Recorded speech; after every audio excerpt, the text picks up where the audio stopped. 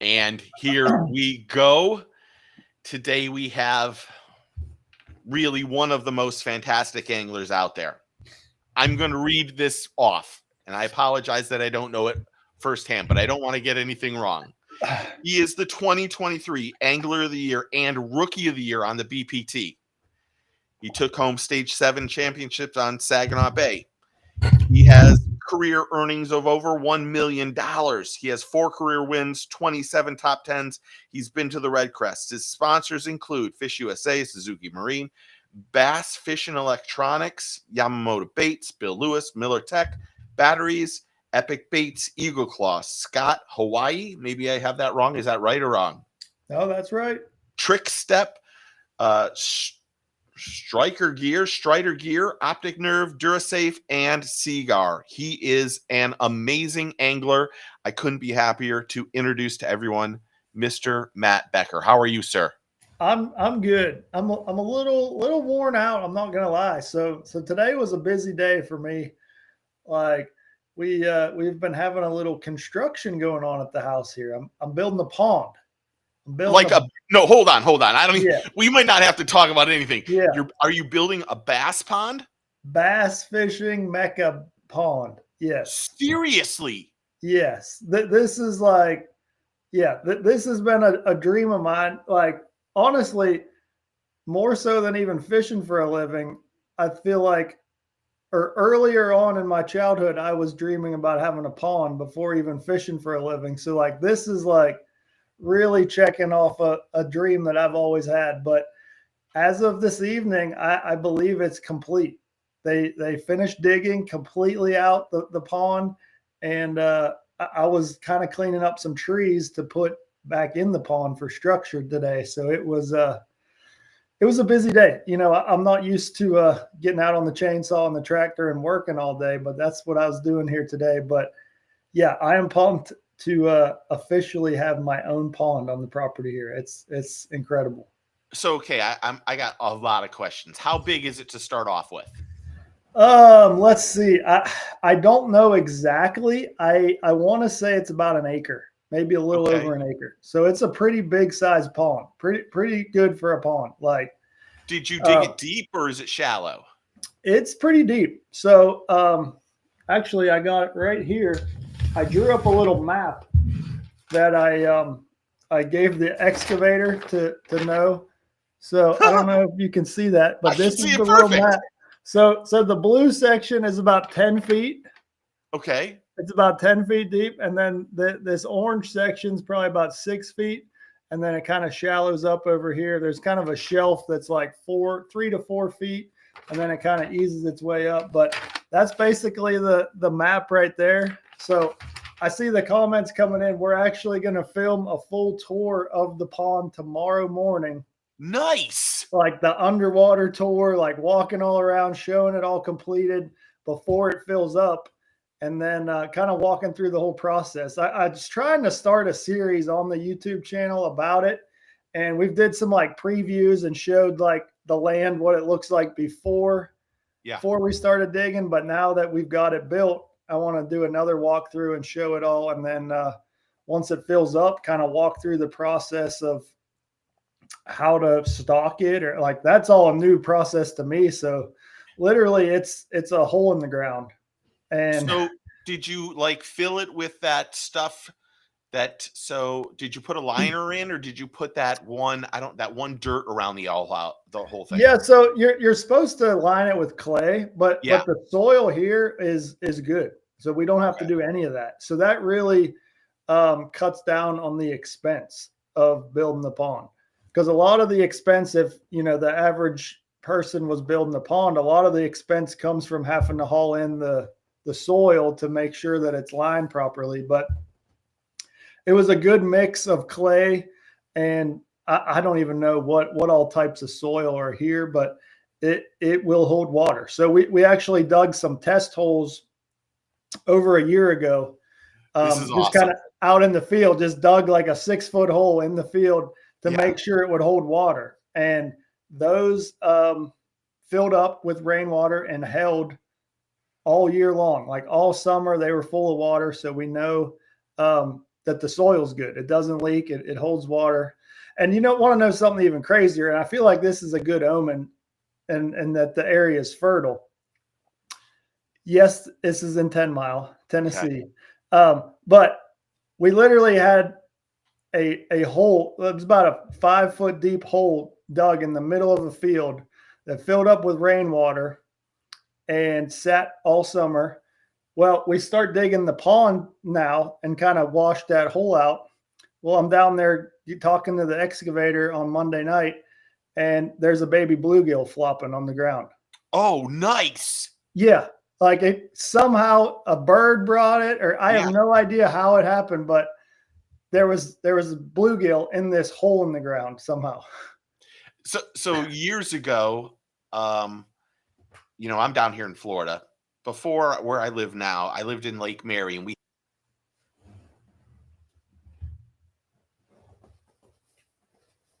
lost your audio.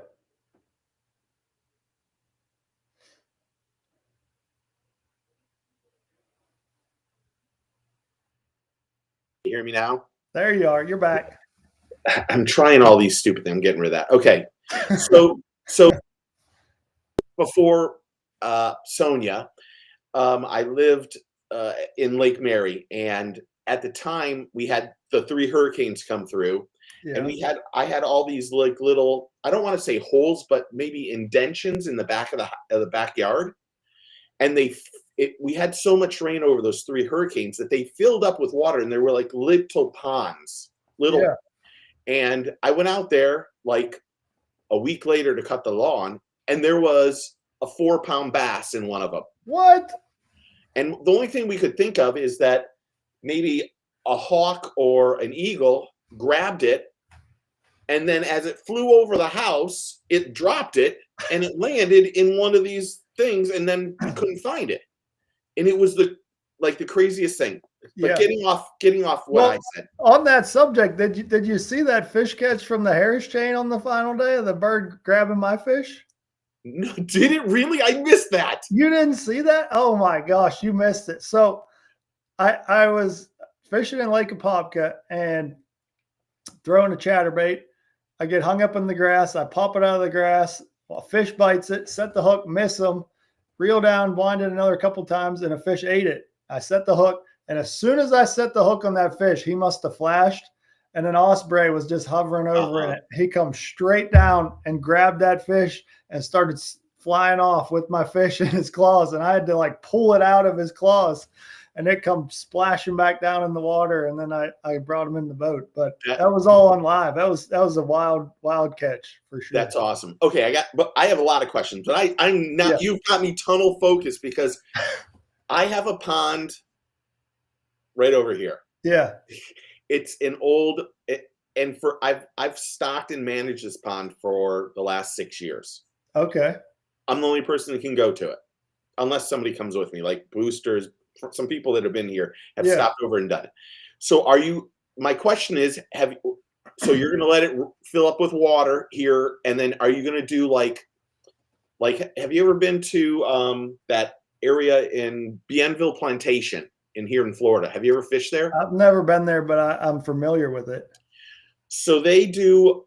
So when they start a new place, they put like shad in it for a year. Then they put bluegill in it for a year. Then they put bass in it, and then after the 3rd year, they kind of let you go fish it. Finally, are you going to put shad, or are you going to put you have to worry about crawfish digging into that clay if you put crawfish in there, or crayfish, however you used to want to say it. Yeah. So are you going to stock it and then fish it, or are you going to try to put some bigger fish in it and do? And I don't want to out anybody, but what I call the John Cox way of you go to his place and then you see 20 10-pound bass that have eaten everything in his pond. Yeah. Or is that the goal? I don't know, actually. I don't know what the. By the way, I got to put this in. Bradley said something funny. Is that a fish landing violation? Yeah, I think it was for sure.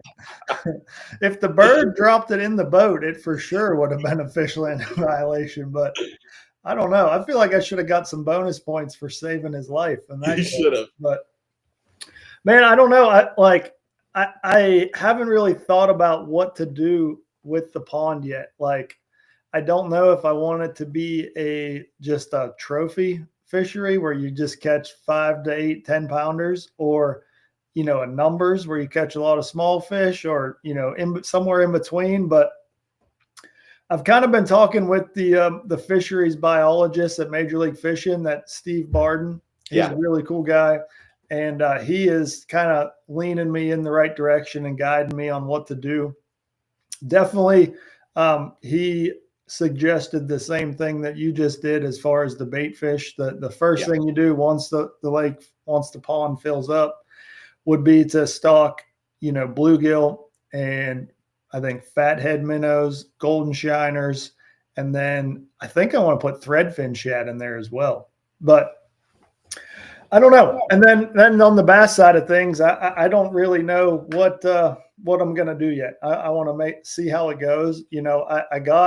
I got deep water and I got rock actually in the pond, so I'm considering putting few smallmouth in there as well. I would think that would be perfect. I think the smallmouth could survive in there. So you put some threadfin and some smallmouth, I feel like they'll get along just fine. So I don't know. It's gonna be cool.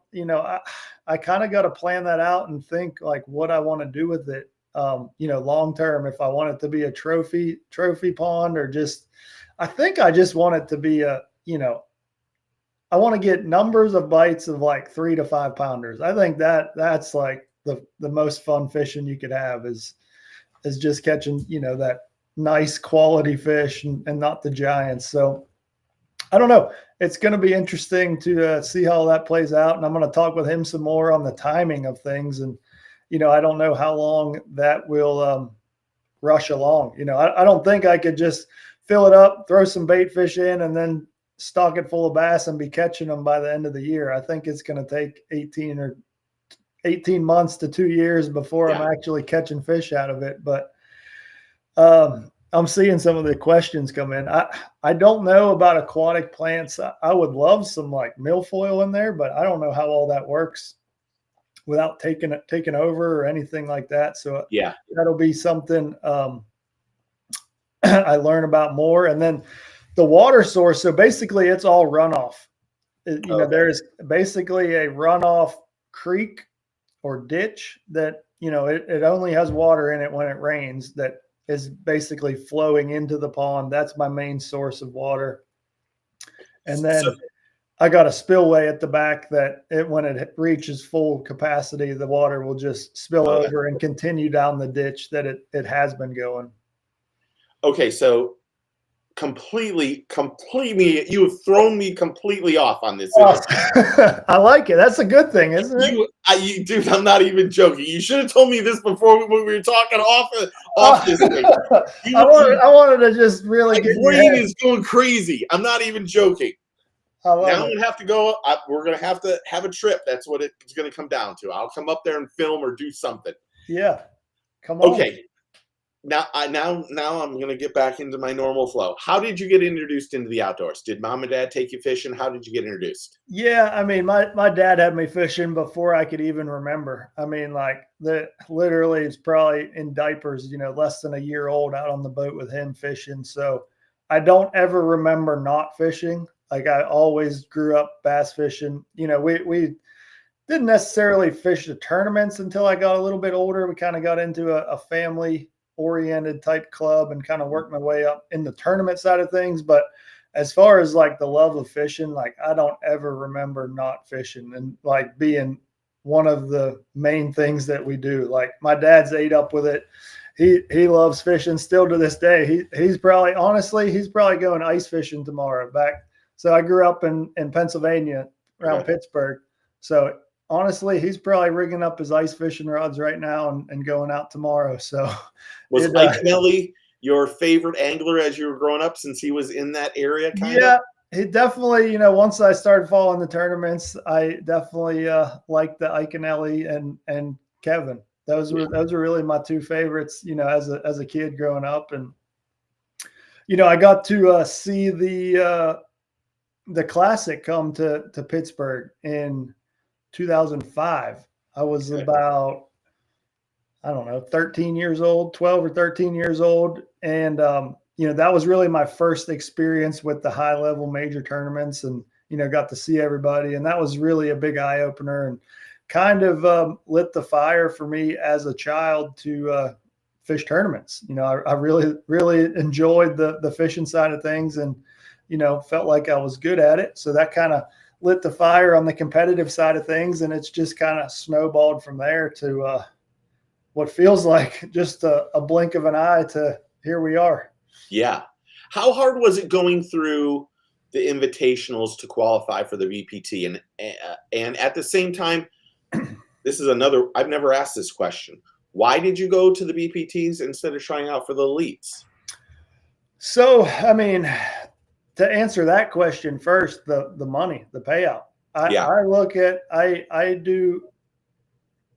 don't look at any of the behind the scenes stuff. Like, I look at straight dollars and cents, how much I pay in versus how much to pay, the business side of things. I don't care about egos or this brand's better than this brand, or, Bass is better than MLF. I look at the straight business dollar signs and look at the payout versus how much I'm paying in. And the Bass Pro Tour payout is, I feel like, substantially better than the Elite Series. So that's the route I decided to go. And, I'm not saying that that's always going to be that way. I continue to look at that every single year, but at this point, I'm extremely happy with that. But that was the main reason I decided to go the MLF route, was because, I got my start in the FLW Tour, and then kind of worked my way up through MLF. And hold on, you got to read this. What do we got? Oh, there he is. I figured he'd be watching. Yep, I knew he was going ice fishing. I knew it. Yep. Yeah. So, okay, getting back to that. So, how tough was it to qualify for the VPT? Yeah, I mean, the invitationals it was the pro circuit. The name changes every couple of years. Every 2 years. Yeah, it's all about the same. But that was extremely difficult. That is those high level, but a lot of boats like that really plays a big factor into the tournaments. Some of those were 150, 180 boat fields. So it's huge. It's really difficult. Obviously the quality of angler is extremely high. Everybody's so good. Everyone's got, the best mapping, electronics, all that stuff now. But when you have that many boats, there is not a whole lot of open water. So you got to be really good at finding sneaky stuff that people overlook, or, kind of adapt as on the fly. So it definitely was a big learning curve, and it really helped me develop as an angler going through those invitationals to get where I am today. It was difficult. I missed it the first go around. So there was a 2-year average qualification. So I missed the first qualification because I had a bad year in 2021. Okay. So the first guys that came up from the pro circuit to the Bass Pro Tour joined in the 2022 season. But in order to qualify, they took their 2020 and 2021 season combined. So I had a good 2020 season. I think I finished 4th that year. But 2021, I had a rough season. I just had one of those years that things go wrong. I won a tournament that year, but my points, that was the worst point season I ever had. So that dropped me out of the qualification the first go around. And then the next year in 2022, I made the top, I think it was top 8 made it, or top 10. Yeah. So I was able to finish, I think, 4th in the points that year, maybe, and move up to the Bass Pro Tour for 2023. But that was definitely one of the more difficult tasks that I've ever had. And it took a lot of focus, a lot of time on the road. I did a lot of pre-practice in that year. And It was tough. It was tough for sure. I'm definitely, I try to stick up for those guys as much as I can. I understand the grind and the invitationals, and I love to see the guys working up the ranks, and I try to help those guys out any way I can. That's one thing that I've really tried to help the last few years, I guess, now that you could say that I've made it a little bit. Any new guys coming up from the invitationals to the Bass Pro Tour, I always make sure I reach out to them, try and help them any way they can, making the transition or working their way up. Like I always try and help those guys because I've been through it. I know how tough it is, and I know it's a daunting task. It's scary. So if I can help them out in any way, I always try and do that because it's not easy for sure. So when you're going from the invitationals and you start to qualify, you're trying to qualify for BPT.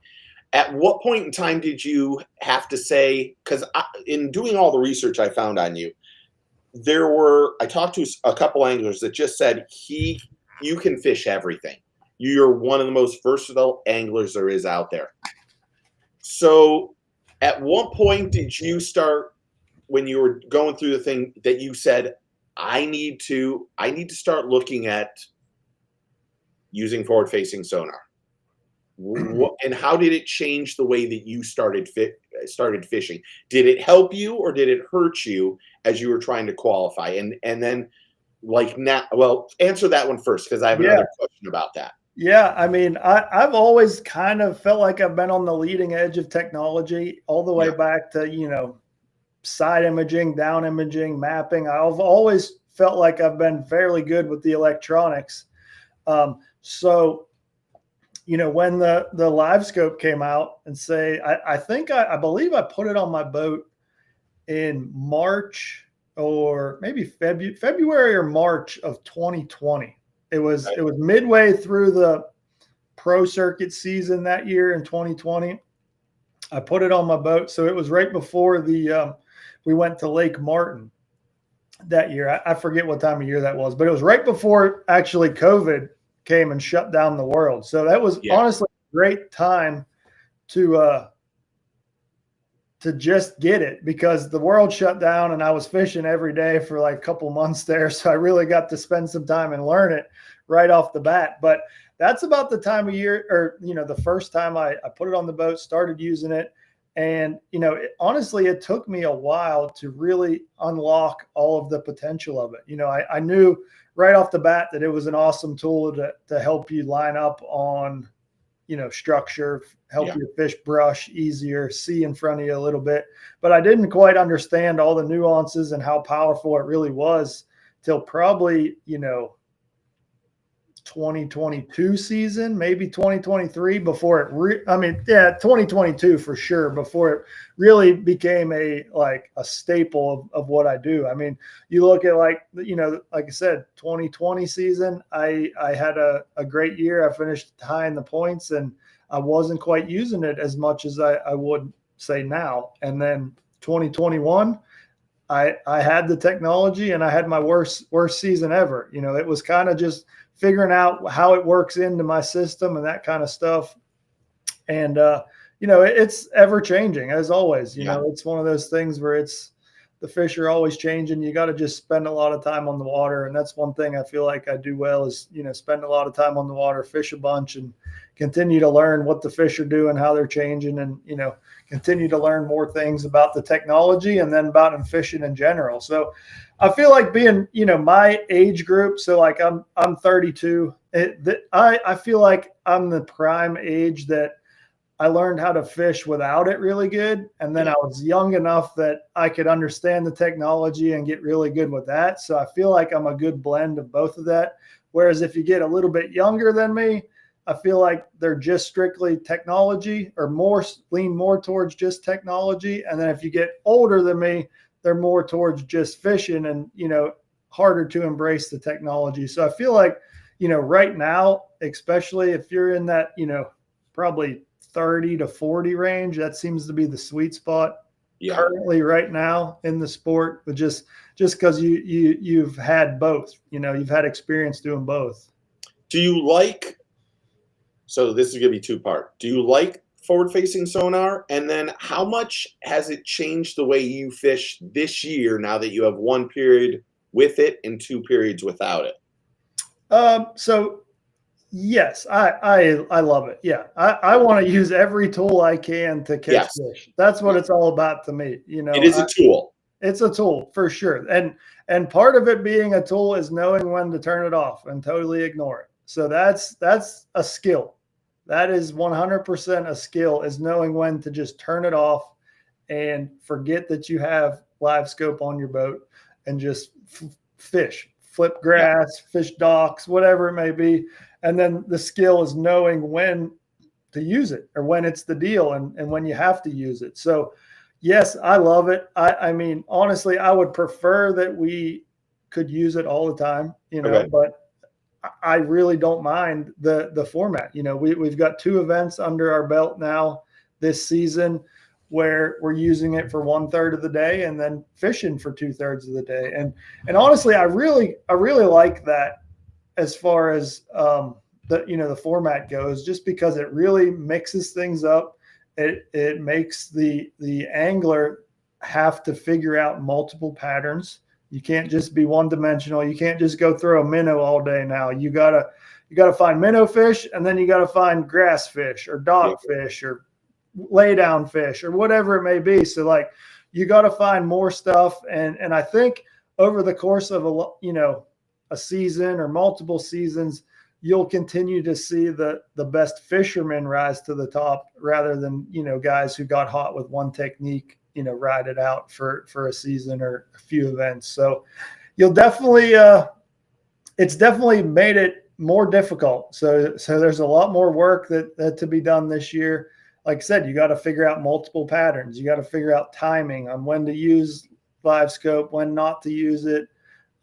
There's a lot of variables this year, but I love that side of it. I love the strategy side of things, and it has added another level of strategy into our events. So I think it's really cool. I think it's the best system that any tournament organization came up with this year, as far as regulations or rules, for sure. Like, I feel like it is a cool mix that I think the fans are enjoying it. I'd love to hear your guys' thoughts if you guys have watched it, and make sure you're commenting. But I definitely feel like the fans are enjoying it so far.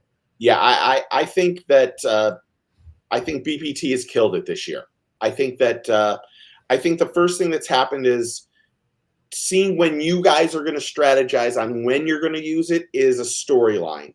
I think there's a storyline on who makes a check every week or a check during the tournament. I think there's a storyline when you get to the top 20 who are moving into the knockout round. I think there's a storyline on who's going to get that bye to go to the championship round. So there's all these storylines that add a bunch of drama. And unfortunately, I mean, there's a lot of people that don't want to admit this, but the truth be told, the more drama that there is in fishing, the more people want to watch it, and the more people click on stuff, and that's it. But no doubt, yeah. If it was very cut and dry, and you knew who was going to make it, or that kind of stuff, there was nothing interesting, then the fans wouldn't watch. But fans want to see Mark Davis dragging a Cinco in Florida and never turning it on, and then other guys trying to strategize and use it and not use it. So I mean, it's been a really cool start to the year, and I'm looking forward to the next one at Lake Murray in just a week or 10 days or so. I feel like that's one that it's really going to shine, where you're going to have to do both really well. I think you're going to have to have a pattern really dialed in for your live scope period, and then have a different pattern really dialed in for your fishing periods to do well or win that event. So it'll be really cool to see how that one plays out. I think that'll be the most I don't know what the word I'm looking for, but it'll be the best fishing that we've had so far. And I think you're going to have to really be dialed in on both fronts to do well or win that event. And that's scary to say, because quite honestly, you guys have had 2 ridiculously fantastic tournaments to start off with. No doubt, no doubt. But if you look at like Conroe, for instance, you had to catch them in your scope period really well in order to win that tournament. Like Yes. it was very heavily, and then you could kind of just ease by in your fishing periods. Whereas Murray, I think it's going to flip flop for sure. Yeah. For sure. Like, it's going to be more 50-50, I think, where you're going to have to catch the same weight in your scope period as you do the other two periods to maintain and do well in that event. When you were coming down, and this is completely off because I live in Apopka, just so you know. Oh, you do? Yeah. I mean, you could have come over and stayed at the house. Does it smell? No, I'm not that close. Thank God. Did you when you were out there? Did you only practice in Apopka, or did you practice in Eau Claire and all those other places, or did you know? Like I'll be honest, I knew Apopka was the place to go. Only because I thought all the other lakes had so much pressure the week before from that Cabela's big bass, and nobody was going to make the run to Apopka. I didn't want to say it because I have some very close friends that are in the BPT, and I was like, that week before, I wasn't calling any friends because I felt like I was going to tell somebody something that I shouldn't have. Say something you shouldn't. Yeah, and I didn't want to do that. But did you know that that Apopka was gonna fish like the way it was? Did you practice there, or what? How did you practice for the Harris chain? So that's crazy. So like, not gonna lie, I kind of got bit by the dock talk. I let all the fish kill reports kind of get to me, and I avoided Apopka like the plague. I was like, nope, I don't want to do this. I don't want to get in the mix. Like, I don't, like, it was in my head. It was in my head. So I practiced Dora and Beauclair the first day. Yep. And then the second day of practice, I started bouncing around more. I fished in Harris. I fished in Eustis. Yeah. And then about halfway through the second day of practice, maybe even 2/3 of the way through, I was like, man, I gotta do something. Like, I was honestly going back to Dora to check some more things in there. And I get down to Dora, and there was boats on the places I wanted to check again. So I'm like, there was grass. yeah. There was some eelgrass in there and some shell beds and stuff. I was fishing around there. So honestly, it was kind of out of frustration that there was all these people around. I was just getting frustrated with everything. So I said, screw it. Let's go down to Apopka, spend the last 2 or 3 hours of the practice down there. If nothing else, I'll get it out of my head. Because the whole time I was like, just find enough fish in Dora that you can catch them, your first 2 periods and be solid, and then go practice Apopka during the tournament. That's kind of what my mindset was playing, through practice. But anyway, back to practice. It's like I said, 3 hours left in practice. I actually go down, I walk through Apopka. Thankfully, Brittany travels with me, so she could pick me up down there. I didn't have to come back. But anyway, we go down there for the last few hours of practice, and I got like 25 bites in a couple hours. I'm like, oh my gosh, it's going down. Like, this is the place to be for sure. And from that moment on, like, I fished some other lakes, and Eustis was really crucial for me making it to the championship round. But I knew, from that point on that Apopka was definitely the place to be. And you needed to be down there to win for sure. Chad Taylor asked this question. I was going to ask it. He asked about the 5 fish tournament, or do you like the 5 fish, or do you like every fish counts? Because you've obviously came from FLW where it was 5 fish. Yeah. What is your thought? Because I mean, they had 5 fish just a couple years ago on the BPT that just made everyone crazy.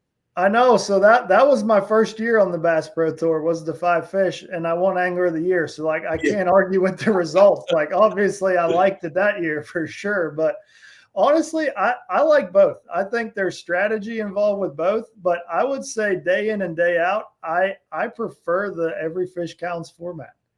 You have to be so much more dialed in to succeed at that, because you can't go through long periods of the day without catching fish. And, my style, I feel like always has been catch as many fish as you can throughout the day and bring in your 5 biggest.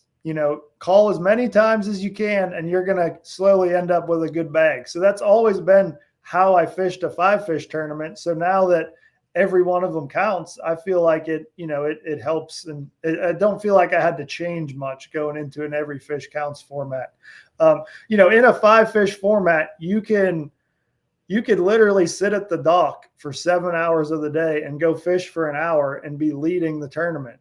Whereas in an every fish counts format, you could never do that. You could never sit at the boat ramp for 7 hours of your 8-hour day and then go catch enough to be leading. So that's the side of things, but there's obviously skill involved in catching 5 big ones. So yeah, I like both. I still fish, 5-fish events.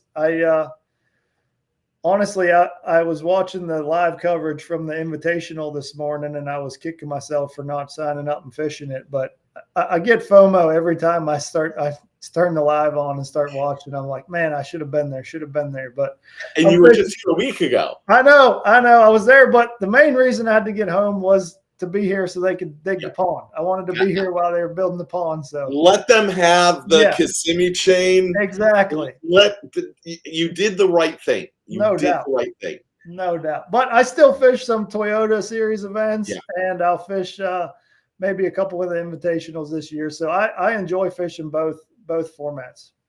So how often, or when you're out there fishing, how do you want your marshal to give you updates on what's going on? How does that play into effect when you're in an every fish counts tournament? Do you enjoy hearing the updates, or because I used this analogy last week. I don't even know who we talked to last week, but that sometimes when you hear that information, that not only will it make you, if you know that it's Kevin Van Dam and you hear Kevin Van Dam doing, he's not flipping and pitching. No offense. He can do it, but he's power fishing. Yep. Or like Jordan Lee at last year's heavy hitters, oh God, he's throwing a frog for sure. So when you hear those updates, do you think through your mind, oh, that guy must be doing this or this and this, and maybe I should change? Or do you just go, I need to stick and tunnel vision and buckle down? How does that score tracker play an effect in the way you're fishing? I'm definitely more so tunnel vision. Like I do not think about what somebody else is doing, or try to adjust what my plan is based on somebody else catching any fish. But I do like knowing what's going on. Like I want to know if guys are catching fish, where I'm at in the standings, is what I'm doing working, because I'll make adjustments based on that. But I'm not going to make adjustments based on, Takahiro Mori's leading the tournament because he's probably fishing shallow with a chatterbait or something. We know that. But I'm not going to be like, oh, I'm fishing out here deep. Takehiro's leading. I got to go fish shallow now. Like I don't do any of that. I'm doing what I'm doing regardless. But I like to know how I'm sitting, how things are going, if guys are catching fish, I definitely pay attention to the score tracker on that side of things. Everyone's a little different on that. Obviously the score tracker is awesome when you're doing well and you're leading or you're in the top of the standings. You're like, give me all the updates. Let's go. Every fish. Killing them. But when you're not catching them, it's a little different. Then they're like, yep, this guy caught one, this guy caught one, this guy caught one, and you're just struggling to get a bite. So that can wear on you a little bit. But I would say, honestly, my biggest strength as a tournament angler is the mental focus and mental toughness on that side of things, like doing my own deal regardless of what's going on. So the score tracker does not bother me one bit. I'm going to do what I'm going to do. And, if I just like knowing where I'm sitting throughout the day. So that brings up a question for me. How important is it to be mentally focused on when you're out there fishing? For like us common Joes that are out, that go fishing out there for the weekend. And we're in the weekend tournament. Should we really focus on being mentally prepared, or what would you say to somebody that's the weekend warrior?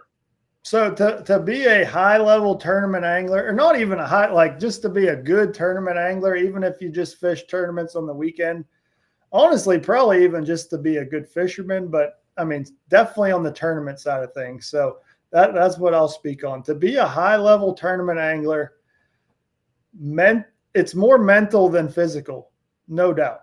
Like I would say 75% of tournaments is mental. 25% of it would be physical, where you're making the right cast or, that kind of stuff.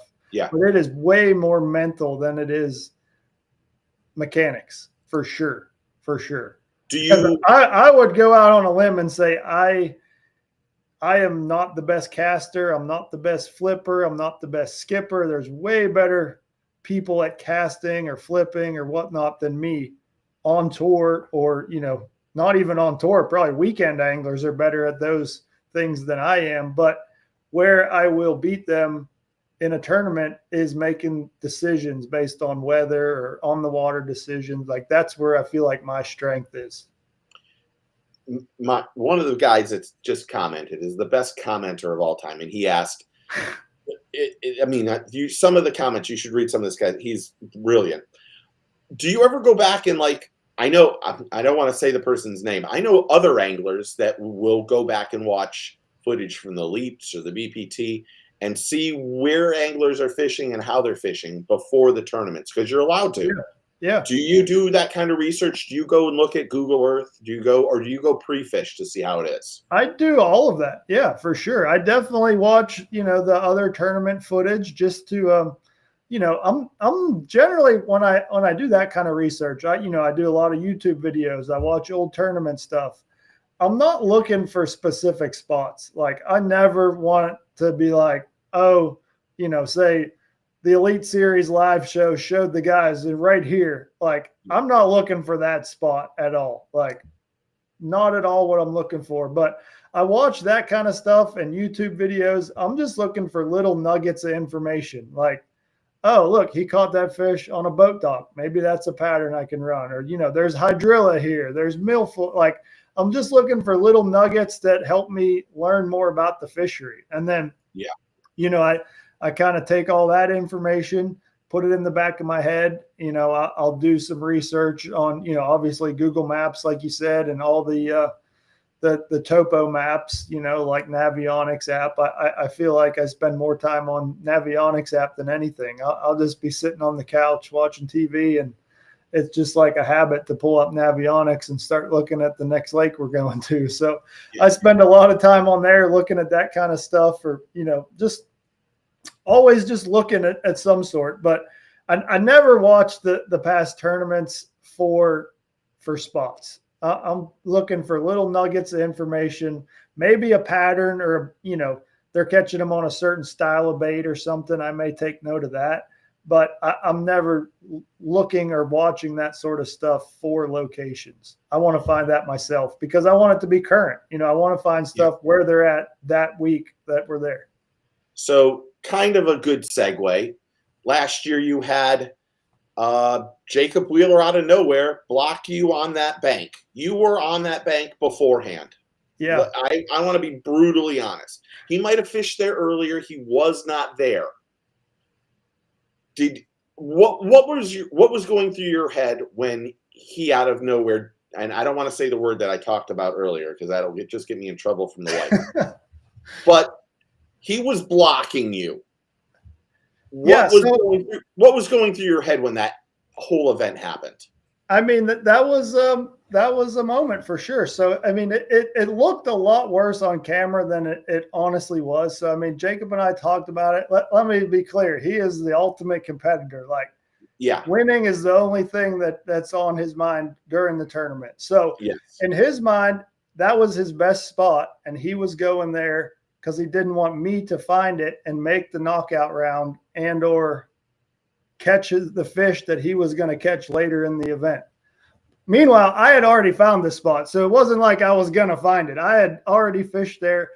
Jacob had seen me fish there, and then, we kind of moved on.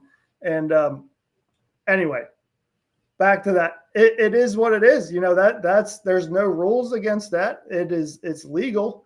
He is able to go in there, and if he wants to sit there and not allow me to fish, that's fine. Personally, I would have just had a conversation like that. That would always, communication is key. So, I'd be like, hey, this is my best spot. I'd appreciate if, I can sit here, whatever, I feel like that always helps things. Yeah. But it didn't look good on video for sure. No, it didn't look good. As a fan, there's instances last year on the elites and then on Major League Fishing. Not as many on Major League Fishing, to be honest, but on bass, there was a lot of people that, like last year on the elites, it was drama fest. It was days of our lives. It was nonstop. It was one thing after another. And sometimes as fans, when we see anglers do that, we take a step back and go, do we really need to root for this person? No offense to Jacob. I don't want to say that he lost a lot of people, but there were a lot of people really unhappy on how that whole situation happened. I'll say you could look at all of my channels, my YouTube, and see a significant spike in subscribers and followers that week. Yes. That happens for me. Somebody will talk shit, and then the next thing I know, I get a spike, and I don't have a lot of subscribers at all. I worked hard at this. Did he talk to you afterwards? Did you guys get to talk and go? Yeah. So I mean, as soon as lines were out, he called me, and I mean, we talked it out, and I mean, I heard his side of you, and he heard my side of you. So it was, I mean, we definitely talked about it for sure. It's not one of those deals where you just let it simmer. Yeah. And, kind of. You remember. Yeah. Yeah, for sure. But like I said, I mean, that it's a competition out there. Like we are out there to win, you know, and I mean, sometimes you got to do what you got to do.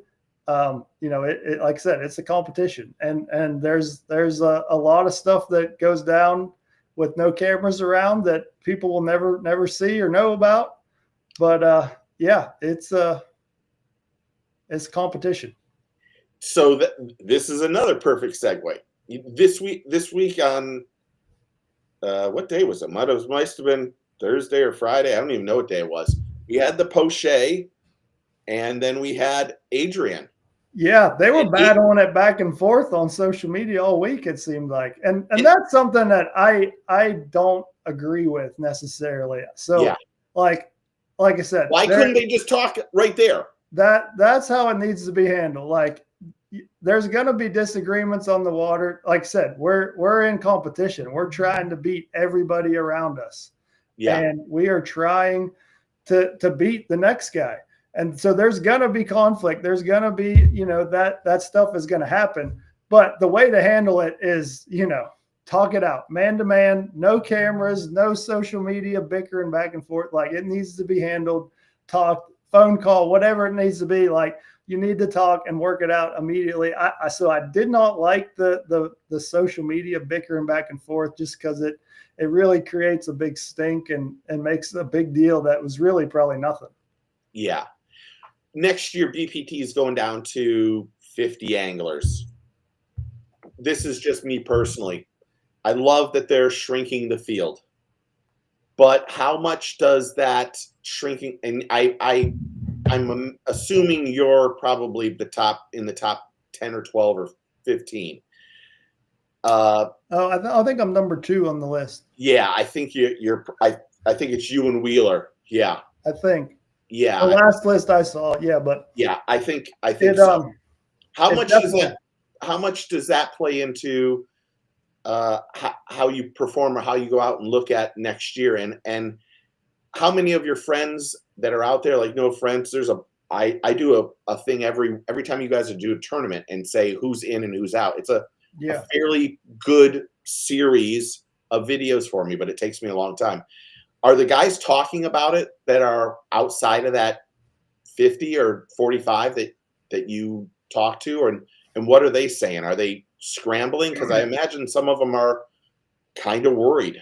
But like I said, I think it's the right decision. I want to make that very clear. Yeah, I mean, I think it will be beneficial for, you know, the anglers that are in it for sure. I think it will help everybody become, you know, more of a household name. The coverage will be a lot better for those anglers, but it definitely sucks. Like, we're losing a lot of good anglers, and you know, my buddies, and a lot of my buddies are in that list. So it's definitely difficult, and it's kind of a weird vibe, you know, because it's kind of one of those things where it's like you don't want to talk about it just because it's like, their spot could be getting cut, you know, you don't want to talk about it with them, but it is, it's definitely, you know, it's brought up around every meeting, or we get bi-weekly email updates where they're making sure that we know exactly where we're sitting in the standings on requalification and whatnot. So, I mean, it's well known. All the anglers know where they sit before each tournament and after each tournament on the requalification. So that side of things, I mean, I'll be interested to see, and, you know, this is just throwing something out there, but if angler A is so far down that list that he could not requalify, at what point does he back out of the rest of the year, you know, and not pay the rest of his entry fees? I don't know if that would ever happen, but that's just something I was thinking about the other day. You know, if there's a guy that, you know, we got $6,000 entry fee payment coming up, and he knows he's pretty far out of requalifying, like, does he keep doing that, or does he, you know, he keep that money and just call it quits for the year? So I don't know if we'll see any of that, but that's a really good question, because I mean, no disrespect to Gary, I don't think there's a way Gary can requalify. I don't think Brandon Coulter, there's a good chance for him to do it either. Not on the AOI average. So they would have to finish in the top 10 outside of the AOI average, which I don't know where it's sat after Harris Chain, but after Conroe, that was down to like 40th place in the AOI standings. So, you know, there's always potential that you could finish high enough in the standings to get that next 10 requalification. But at some point in the year, it's going to be too far. You know, you're going to be mathematically eliminated from that number. And at that point, we may have had all our entry fees paid. I haven't looked at how the schedule works, but you just never know. I mean, that's just something that consider. I don't know. Yeah. It sucks. It's a tough situation losing guys. It really is. And, you know, cutting it. So, like, I lost a roommate last year. We roomed with Matt Steffen. And that the last tournament at the St. Lawrence, I mean, it was just a weird vibe, because we had kind of all done the math and figured out, you know, who needed to do bad in the last tournament. And it was like, I don't want to root against somebody, but like my buddy's here, and it was just a weird situation, and I hate it for him, but Matt was the first man out. That stinks. I don't want to take Matt's side. Matt kind of got a little bit, that was a little weird situation, because he was only in for 1 year, and I felt like they needed to give him at least 2 years out there. And I think the problem that is, and I'm just sticking up for Matt, that because he didn't get that requalification, that now he's done with BPT. Yep. You know what? They burned that bridge with him. And in his instance, I think that was kind of the wrong thing. I think the rookies have a really hard time with the whole thing. You have to come on there and instantly you have to be successful. No doubt. Yeah, you have to hit it out of the park right off the bat, or it's really hard to make it. I mean, and you see the guys who, so one of the rookies, Keith Carson, he just barely squeaked in last year's cut. So that basically automatically he's on the chopping block this year with a cutting again. So he's just to start the year, he's starting the year behind the 8 ball already. So he has to catch him even better this year to make sure that he stays on. So it's that part is definitely difficult. and that's something that I push for every year. I bring it up. I think that we need to treat the rookies a little bit better, and I would like to see the requalification rules changed a little bit, but at this point, nothing has happened. But next year, I'll bring it up again when the rules time come around for sure, because like I said earlier, that's just, that's how I came up through. I'm very passionate about that, and I think they've earned their shot for sure. Do you think that because early on, I need to get rid of something here. Early on, one of the issues Major League Fishing had was that there were too many changes every year.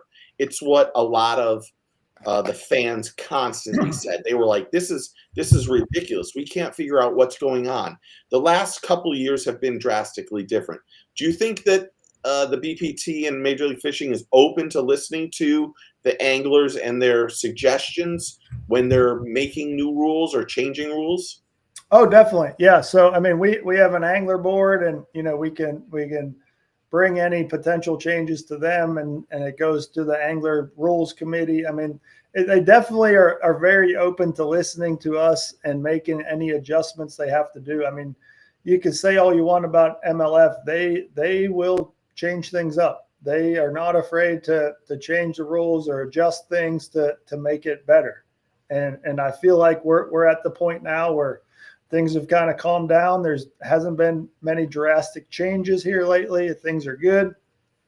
And I think we're getting to that point. But with that being said, this will be my third year on the Bass Pro Tour, and it's been different all 3 years. So the first year was 5 fish, and then last year was every fish, and now this year it's every fish, but only one period with live scope. So they're trying to find the right way of doing things, but for sure, you can't knock them for that.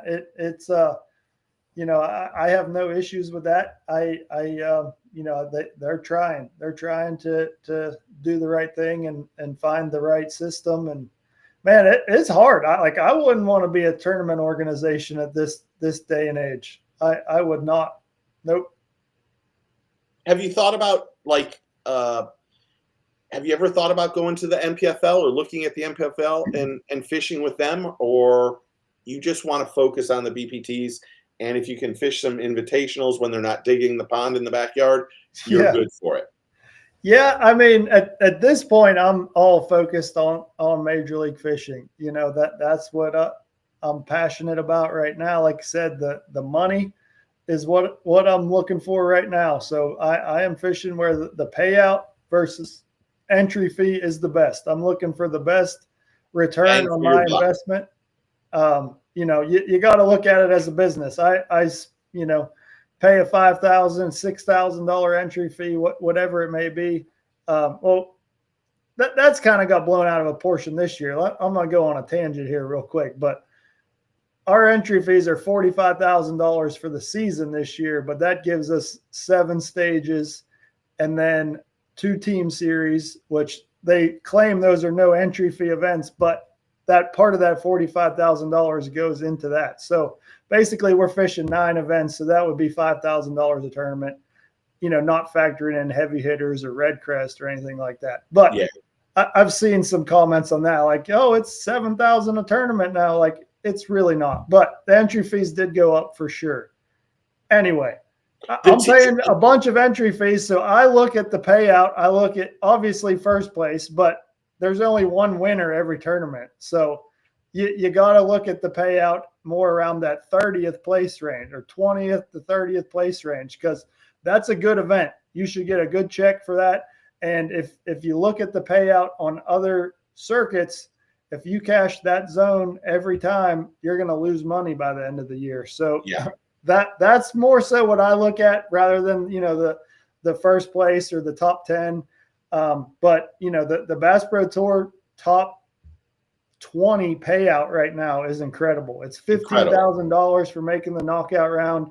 It's $20,000 if you make the top 10. For 10th place, it's $20,000, all the way up to $150,000 for first. So I mean, it's a great payout, and I'm super happy with it.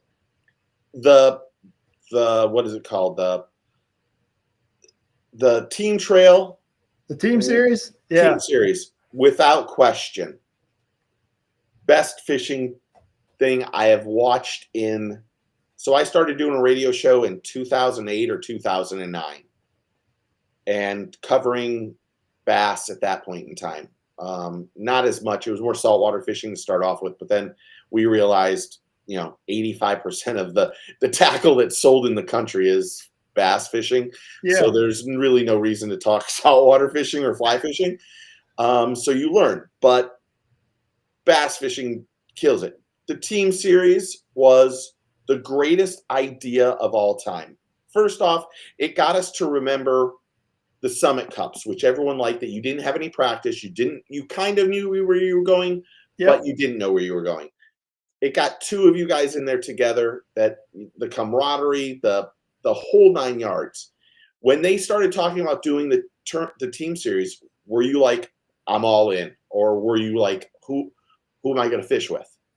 No, we were all in. So I roomed with Spencer and Drew Gill, and this year we've added Jake Lawrence. But I mean, from the time they started talking about it, I mean, we knew it would be Spencer and I teamed up, and that's one fish catching son of a gun. So I wanted him on my team as soon as possible, and that is the plan, heading into this season as well.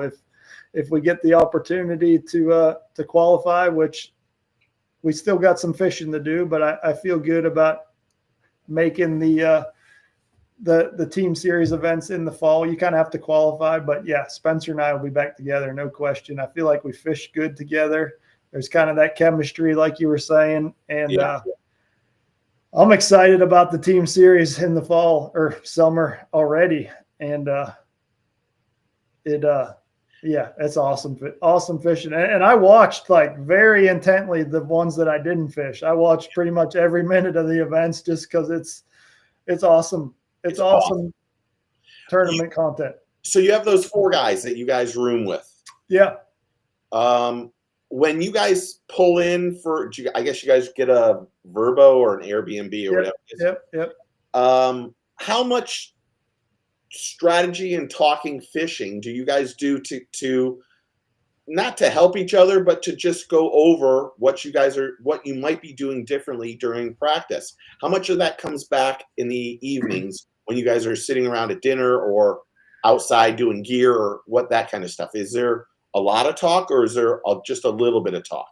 So we'll definitely talk about, how the day went, how many fish we caught, generalities, but there's a rule on the Bass Pro Tour that we cannot share specific locations or fishing information with competitors. So there's none of that team aspect like you see on the Elite Series, where there's guys literally sharing waypoints or working together. We're not allowed to do that on the Bass Pro Tour. And honestly, I like that. Yeah. I'd much rather have that where you're fishing against each other. You're not fishing against multiple people, or, you got 2 buddies that work together and one of them gets eliminated. Well, now, the other guy has all of his spots as well. And you're fishing against basically two guys of information as the event goes on. So I really like that we have that rule of no sharing specific information or, specific locations with other competitors, but we are allowed to talk generalities like, oh, I seen some, on the bed, or I seen some, out in the middle of the lake floating on bait fish. Like, we can talk that kind of stuff and, kind of share little bits of information, whatnot, but we can't get real specific with it. So there's no, I caught them in this creek, on the docks or what, like we can't do any of that, but we definitely talk fishing. And that's always good, just to, talk fishing with your buddies. Like that's part of the fun of going to the event is, going out, catching some fish and then coming and talking about it with your buddies, Yeah. Well, I think it helps to just, not figure things out, but to maybe get yourself in the right state of mind on what's going to happen that week. How much time? How important is your practice every time you come to a new place? Are you like, when you go to practice, are you trying to catch fish or are you trying to learn the lake? A little bit of both. So the Bass Pro Tour format is pretty unique with the way the weight zero and the different rounds and whatnot. So do you like that they zero out? Well, that's kind of what I'm getting into. Like, it's a different strategy for sure. Yeah. So like basically you spend your 2 days of practice and you're looking for fish for that first day. Basically, that's generally what I'm doing is I spend my 2 days of practice looking for fish for that first day. And if you catch them good on that first day, like the goal every tournament for me is to find fish in the 2 days of practice that I can catch enough on the first day of competition that basically frees me up for a third practice day on that second day of competition where you can kind of ease around, catch some fish, make sure you stay above the cut line, and then find fresh fish or different section of the lake or a new pattern heading into the knockout round, into the championship round. Like, that's how you end up winning a Bass Pro Tour event, is you have to continually practice as the tournament goes on and find new patterns, new areas. So rarely do you find something in our 2 day practice period that ends up winning the tournament by Sunday. So we practice on Monday and Tuesday.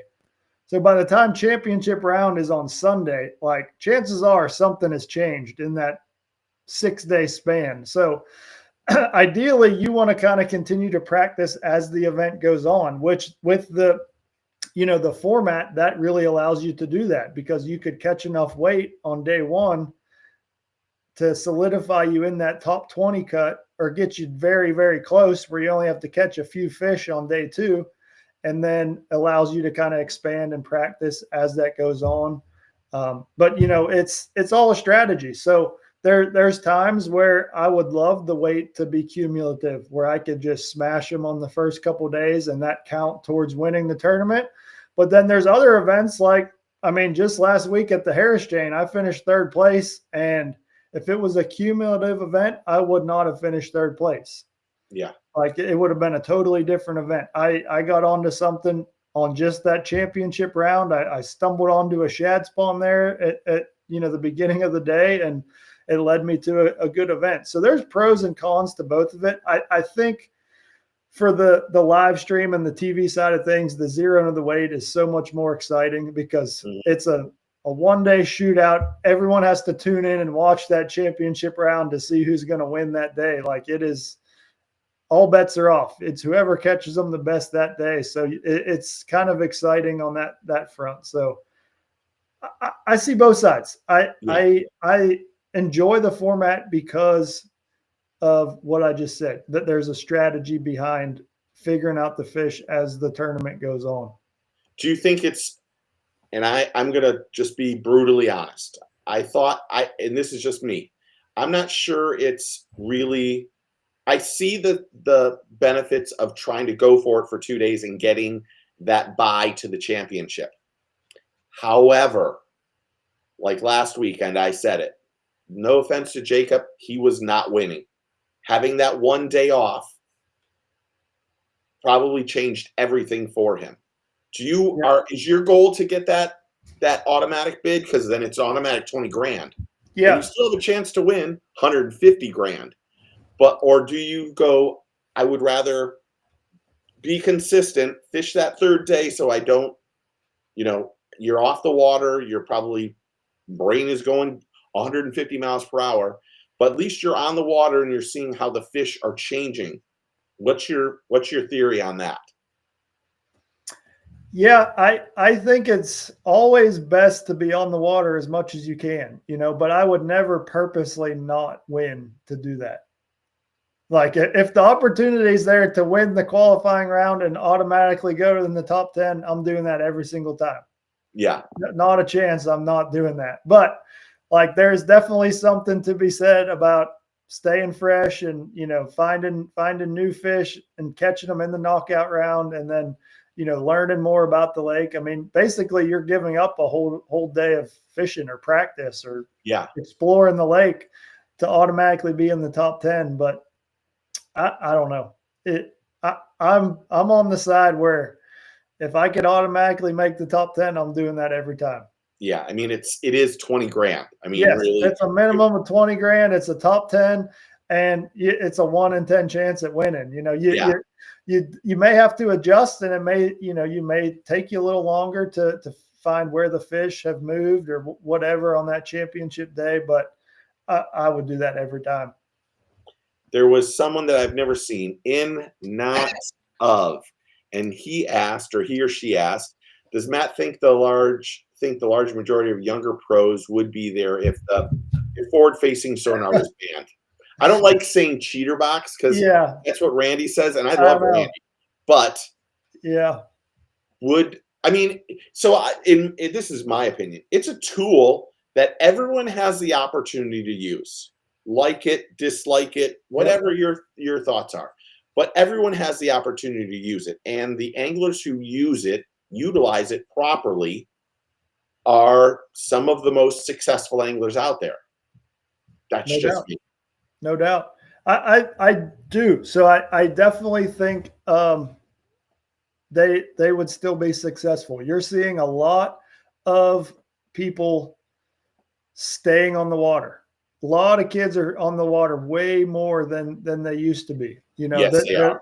there's tournaments down in the high school or middle school level now. Like there is a lot of time on the water spent by the younger generation now that wasn't necessarily the same way just a few years ago. So they're definitely getting really good at fishing. Now, definitely LiveScope has shortened their learning curve and helped them get to the top of the sport faster. But if you took it away, the same names would figure out a way to catch them. I promise you. Like you look at some of the best live scopers, coming up right now. The one that comes to mind would probably be like Hayden Marbett. He's a really good up and coming angler. He's fishing the Toyota Series, the Invitationals, and he loves live scope. He uses it a lot. But if you took it away, I promise you, he would figure out a way to catch them good enough to be at the same high level without it. They spend so much time on the water, and that's what it's all about, time on the water. And obviously, live scope is allowed right now. And, for the most part, like we're getting some restrictions, but that is the best tool to find fish, catch fish right now. So they're spending the time on the water using it and doing well with it. Yeah. If you took it away, they would just figure out the next way to do it. Yes, they will definitely still succeed without it. Yeah. Yeah. I agree with you. I think I've said it a million times. I'm not, I've used it when it was to go speck fishing on St. John's River with a couple pros during the crappie masters. And I was like, oh my gosh, this is making life so much easier. Having said that, you still got to learn it. You still got to make the fish eat it. But everyone has. I think the whole forward-facing sonar thing has been so blown up over the last year that it's just enough at this point in time. I do think that what Major League Fishing did was the best overall for all the tournament, in my opinion. So yeah, no doubt.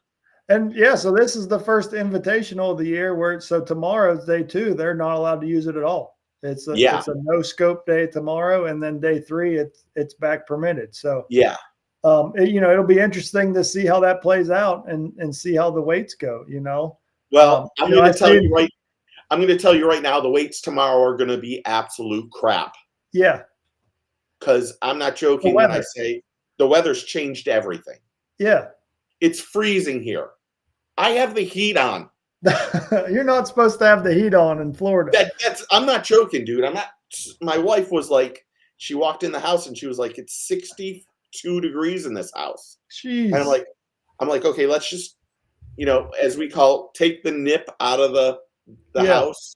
And we put it to 72. It's running right now. I'm not joking. I can feel it.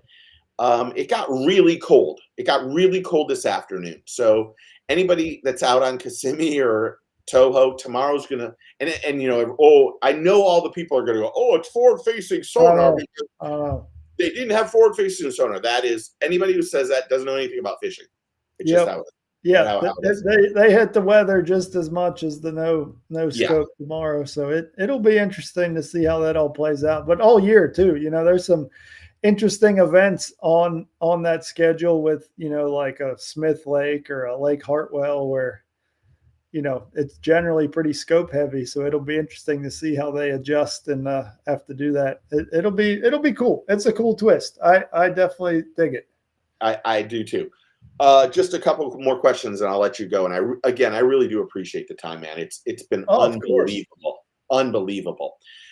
Tell us about your YouTube channel. Tell us about some upcoming stuff you have going on. Yeah, so we try and do as much as we can on the YouTube channel. So we've been doing 3 videos a week for the last over a year now. Yeah.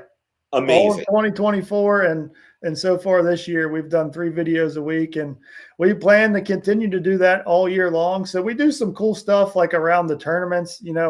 Obviously I'm a professional tournament angler, so I do a lot of content based around the tournaments, kind of do a preview video, and then we do a pre-tournament house talk where we get all 4 guys, myself included, 3 other guys that are fishing the tournament. We get together and kind of, like we just talked about a minute ago, we just talk general about patterns, what we think the weights are going to be like. We give a few picks on, who we think are going to win.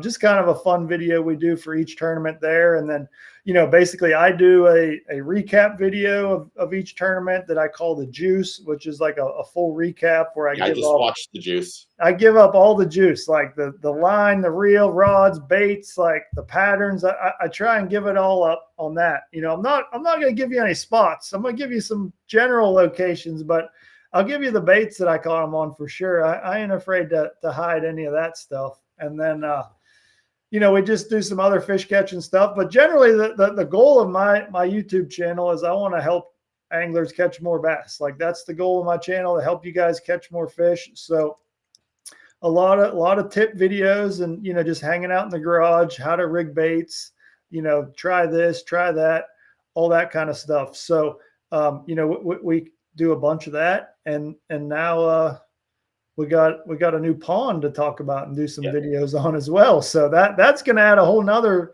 layer to the channel where we're pond walkthrough and, the whole process of stocking the pond from when it was a field to digging it, to stocking it, to the first time I catch a bass out of it. We're going to document all that. So it's I appreciate all of the comments there, and definitely appreciate everyone on the channel. So we recently just started the members only side of it, which is pretty cool gig. Actually, right before I hopped on here with you, we did our members only live stream with the members of the channel. So we were talking about everything there this evening as well. But that's something we just started this year, and it's pretty cool. Yeah. Do you edit all your stuff? I'm just asking, or do you film it, or do you have a filmer that goes with you, or are you doing a GoPro? How do you do it? I've got the best girlfriend in the world, Brittany. She does it. Nice. Good for you. So she's the full-time editor, camera woman, traveler. Can you introduce Brittany to my wife? Yeah.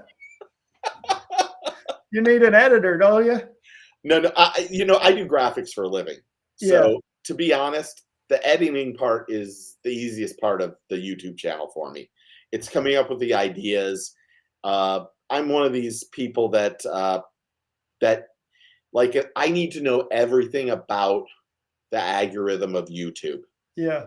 And so I get up every morning and I watch people's videos on where the algorithm's going, and I know too much about YouTube. And it doesn't mean that I'm successful at it, but I've had to change the way I do things this year. But I have a lot of, for me, you start poking the bear, and then you make me want to destroy you. Yep. I'm that competitive.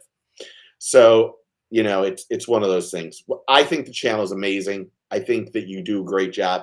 Well, I think that Brittany, thanks to Brittany for doing all that work. she My does hat's all the off to her. behind the scenes stuff. She makes it look good. She does all the thumbnails, makes it look pretty. I'm just the hired help in front of the camera, I guess. You know, You got the money maker. That's what you gotta say. I'm just running my mouth most of the time, and she's behind the camera working the magic, making it look good and getting it all out for everyone to see. So she is definitely the backbone behind the YouTube channel for sure. She's kind of taking the reins over, and it takes a lot of stress off of me, you know, because that's a full-time job in itself for sure. But, it really is. You know, when we moved here to Tennessee, she was able to leave her job, and she now just, you know, works with us That's awesome. Know, so that's basically her full-time job now, if you will, to help out with the content side of things. So that's definitely a big help, and it definitely helps me be able to succeed on the water without having to worry about so many things. And well, if she ever needs my brain, you can always ask me. I'm very open about how things work. Well, I really can't say enough how thankful I am to have you on here. I hope we can do this again. You are, you know, I know you've only been on the BPT for a few years. In all honesty, dude, you speak well, you carry yourself well, you're an unbelievable angler, and you're a good person. And I really respect that and appreciate the time and wish you all the best in the upcoming year and in the future. And couldn't be happier to be introduced to you tonight. So thank you again. Yeah, I appreciate you reaching out and having me on. Like I said, I'm always game to talk some fishing and hang out with the fans. That's what it's all about. Appreciate everyone tuning in and checking out my channel as well if you haven't already. Yeah, go do that. Yeah, and anytime you need some help talking some fishing, you got my number. Reach out, and we'll see if we can hop on and talk. I really appreciate it. I'm gonna tell everybody, go check out his channel. Go to his Instagram, go follow everything about him, and make sure you root for him and show him some love. So again, thank you guys for being on here. We will, I don't have a clue on what's coming up on my channel. I would love to say, I guess I could look real fast. See, that's where we differ. I have a list that basically we have videos scheduled out for the next 2 months of ideas where we just plan it all out, and that way we can film them ahead of time and just plan them out, get them edited, uploaded, ready to go. That way we don't have to worry about it in tournament season. So I have videos up till March 22nd already filmed, edited, done, and online. Oh yeah, then you're. However, I have no clue what the next one is. It's about the guy that caught. Did you see the guy caught that 13-pound bass, and then 2 years later caught the same fish, 14, 7, 8? No, that's crazy. Yeah, in Texas, amazing. So that I usually don't post videos on Saturday, but I posted that one and then some others. Yeah, well, you're doing like every day now, aren't you? Yeah. I try not to do Saturday and Sunday. The truth of the matter is my little boy, who isn't so little because he's growing like a damn weed much too fast, is a super swimmer. So on Saturdays, and usually on Saturdays, we have a swim meet. We have an invitational swim meet. Okay. We don't get to go to regular swim meets. He's lightning fast. He's one of the fastest kids in the state. Nice. So I try not to do stuff on Saturday and Sunday just because I'm with him. But like every day, I try to film 1 or 2 ideas out of for myself. But, you know, and I just try, I have that, like I said, I go through and try to find my own inspiration on what I think is good and bad, but I don't want to make this about me. But I've had a goal this year, and I'm trying to reach a certain goal. So that's what I'm working on.